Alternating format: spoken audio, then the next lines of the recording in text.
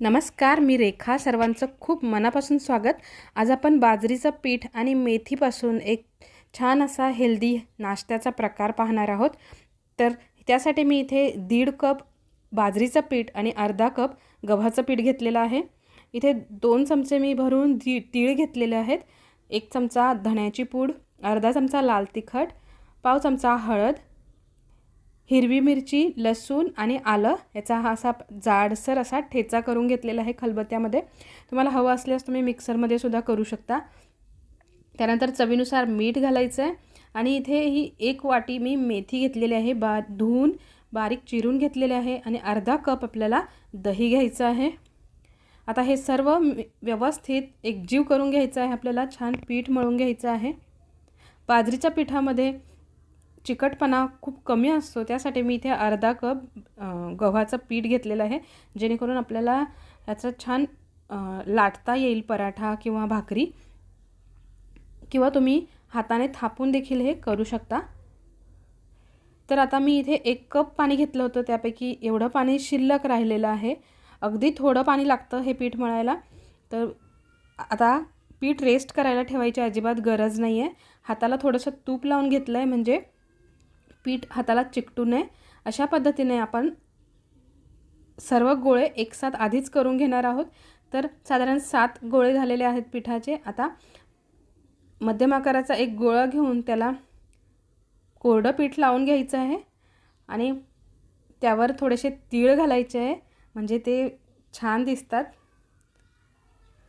आणि चवसुद्धा खूप छान येते. तर अशा हलक्या हाताने लाटण्याने लाटून घ्यायचं आहे, किंवा मग हा पराठा तुम्ही हाताने सुद्धा थापू शकता. कडा सारख्या करत करत तुम्ही करू शकता.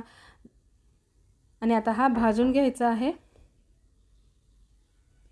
जर याचा पराठा गोलाकार लाटता आला नाही तर एखादा छोटा डिश किंवा वाटीच्या सहाय्याने तुम्ही त्याला गोल आकारसुद्धा देऊ शकता.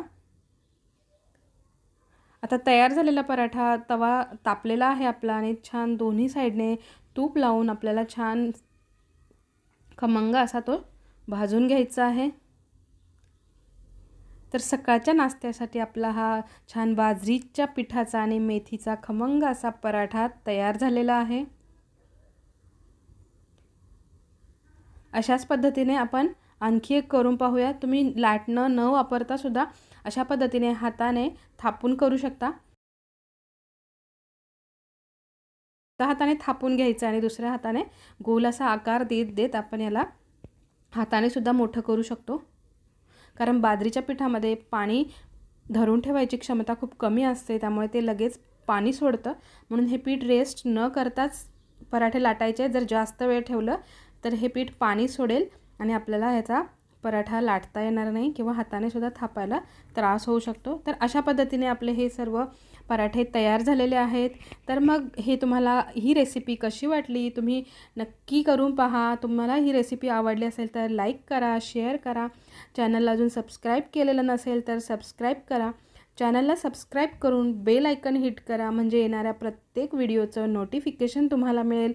तर मग पुन्हा भेटूया एका नवीन रेसिपीसोबत. तोपर्यंत धन्यवाद.